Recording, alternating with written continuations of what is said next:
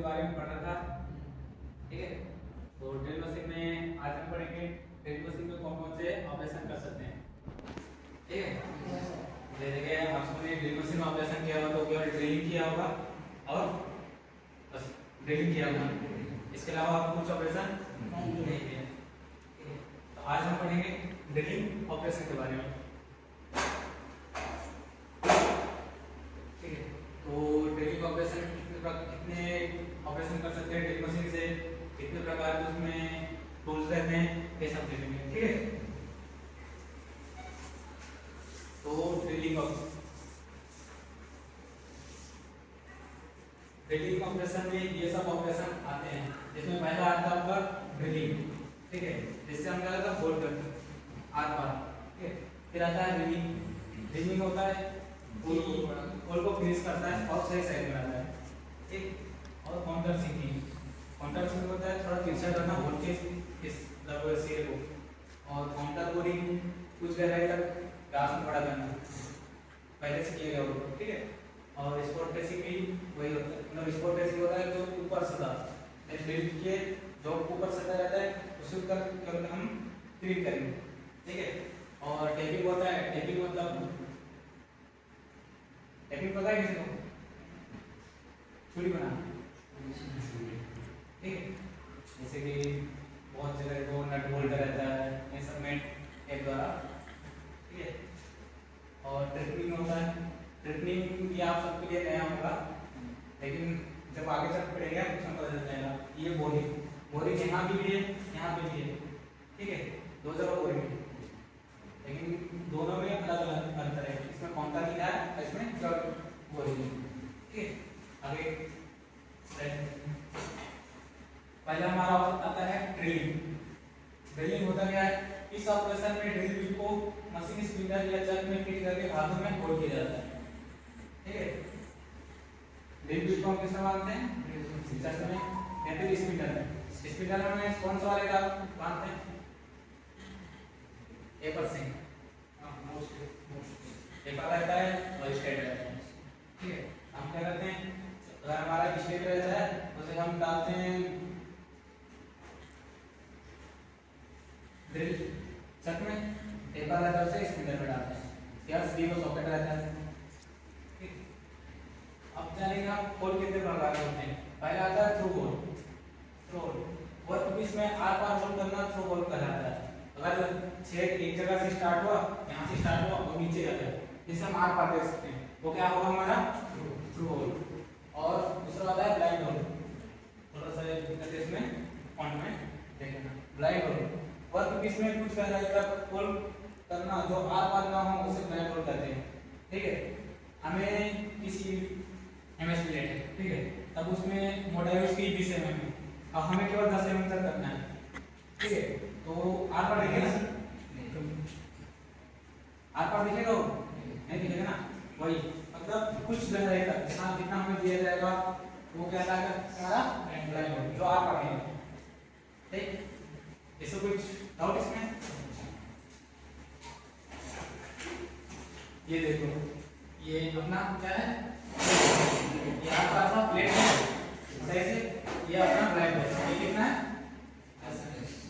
मतलब गहराई तक में कुछ नहीं आर पार नहीं है, मतलब ये हमारा ब्लाइंड होल, ये हमारा थ्रू होल।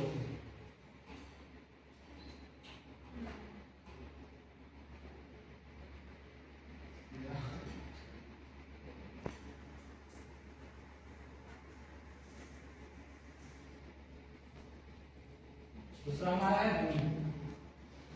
रिमिंग एक बहुत बड़ा टॉपिक है, इसमें कल हम शॉर्ट में जान लेते हैं कि रिमिंग क्या होता है, क्योंकि रिमर एक आता है उसमें बहुत रिमर के प्रकार है तो वो टूल रहता है, ठीक है। रिमिंग इस ऑपरेशन में पहले से किए गए बोल को सटीक एक्यूरेट और स्मूथ फिनिश करने के लिए किया जाता है। मतलब जो होल रहता है हम ड्रिल करते हैं तो देखो कभी कि पीछे अगर ड्रिल करते हैं तो ऐसा मतलब होल परफेक्ट होल नहीं बनता, मेजर किए उसका कभी देखोगे तो कभी कभी तिरछा हो जाता है, कभी कभी बोल एकदम परफेक्ट नहीं आता, या फिर कुछ साइज से बड़ा हो जाता है। तो सब क्या होता है ड्रिल मशीन में स्पिंडल में गड़बड़ी या फिर वर्कशॉप में उसका आगे दोष आएगा तब पड़ेगा, ठीक है। तो इसमें वही है कि रिमी क्या करता है, पहले से किए गए होल को एक्यूरेट और स्मूथ फिनिश करने के लिए ले जाता है। ये देखो ये हो रहा है ऐसे, ये टूल है रिमर, इससे ये क्या करता है, थोड़ा सा ऊपर पूरा काटेगा, पहले से फिट हो जाएगा उसमें। अब इसे करने के लिए पहले से मतलब जैसे कि हमें 8 mm का रिमर चलाना है, तो हम होल कितना करेंगे उससे कम, इसका फॉर्मूला आता है जो रिमर वाले टॉपिक में पढ़ा रहे हैं, ठीक है। इस समझ में ये जान लो रिमर किया जाता है पहले से किए गए होल को फिनिश और एक करेक्ट साइज में लाने के लिए, ठीक है। दूसरा है काउंटर सिंक्रोन, ये बहुत इंपॉर्टेंट टॉपिक है। ये इस प्रक्रिया में ड्रिल किए गए होल के सीने को तिरछा बनाते हैं। ड्रिल किए गए, ये देखो ये ड्रिल पहले से हुआ था, इसे हल्का सा तिरछा बनाएंगे यहाँ,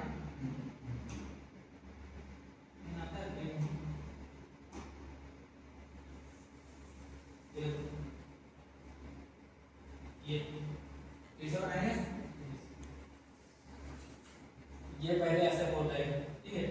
क्या करते हैं, इसे हम ऐसे तिरछा बनाते हैं हल्का सा,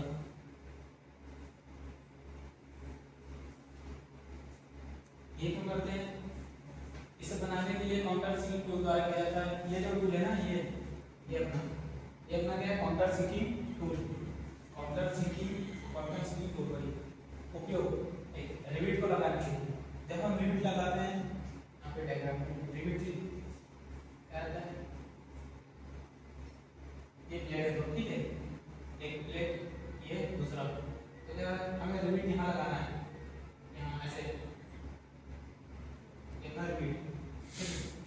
जब हम रिविट को अपना थोड़े से हैमर मारेंगे तो क्या होता है, ये यहाँ पे ना अगर ज्यादा निकलेगा तो ये इधर निकल जाएगा, इधर निकल जाएगा, ज्यादा निकल जाता है, ठीक है। हमें अगर ये होल ना तो ये हल्का सा तिरछा कर देंगे, ठीक है, दोनों साइड हो जाता है रिविट, दोनों साइड से तिरछा, ठीक है। तो ये अपना रिविट ऐसा आएगा, जब हम इसमें हैमर का चोट पड़ाएंगे ना, एक हेड ऐसे पकड़ जाएगा, इसलिए मजबूती से, समझे। और दूसरा क्या है, सेल्फ टेपिंग स्क्रू के लिए। सेल्फ टेपिंग स्क्रू देखा है, जैसे कि वो वहां पे लगा वर्कशॉप में एल्यूमिनियम का फ्रेम लगा है, जहाँ पे डिस्प्ले मतलब वो प्रोजेक्ट वगैरह है, वहाँ पे क्या है, स्क्रू जो टाइट हुआ है ना, वो सेल्फ टेपिंग स्क्रू है। वो क्या करता है, खुद से ही थ्रेड बनाता है।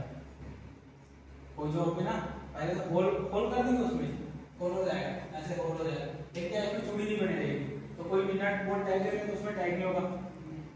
तो क्या करता है, वो स्क्रू उसको ऐसे मतलब उसमें चूड़ी बनाने लग जाता है, और ये काटे रहते हैं, तो ये थ्रेड बन जाता है उसमें, ठीक है।